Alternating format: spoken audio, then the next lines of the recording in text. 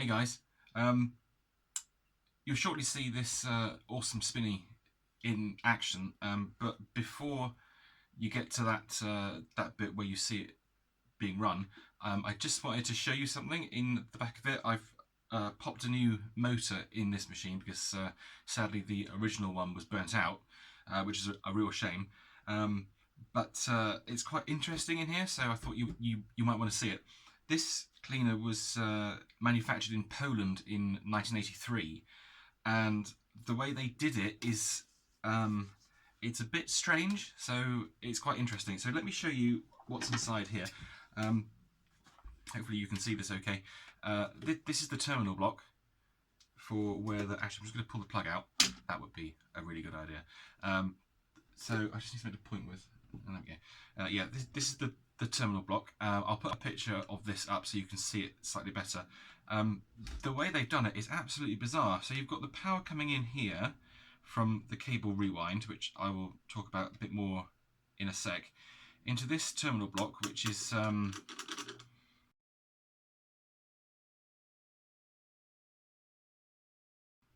not even sure what it's made of. It's not plastic, it's some kind of... I don't know. I don't know what it is. But it's rated at 380 volts, which is slightly over the top.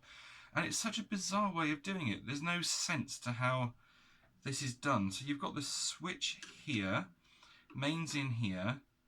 You've got something else here. It runs off to the top of the pedals. I think there might be a power head port here. I don't really want to try and pull that off. Oh, hang on, there we go. You push it down, actually. That's quite interesting. I didn't realise that until now. Oh yeah, look, there's a takeoff there for a power head.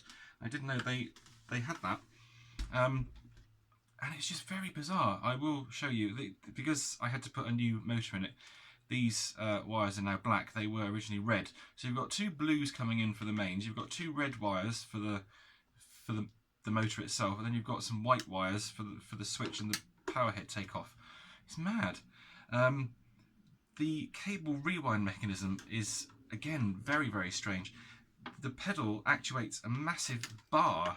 I don't know if you can see that. It's like a U-shaped bar that runs from here all the way down the back across this piece of acrylic which mounts the motor and holds the cable rewind wheel in place.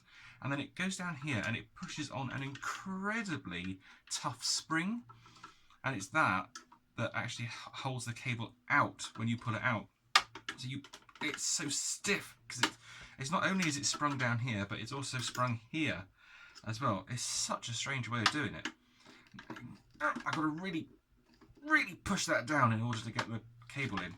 And if I show you the motor as well, this is how I took the motor out. I haven't done anything else to this. So here's the motor. I don't know if you can see, but there's no insulation on the wire. Look, that's completely open. All that holds that on is that little bit of plastic there on the end frame, and it's exactly the same on this side. Look, there's no cover to it. It's just bare metal. So it's actually possible, look, to push that down. That will touch the motor, and if that was done, if it was moved, that could actually come over and touch the earth for the suppressor. I mean, it's terrible, frankly. It's a really bad way of doing it.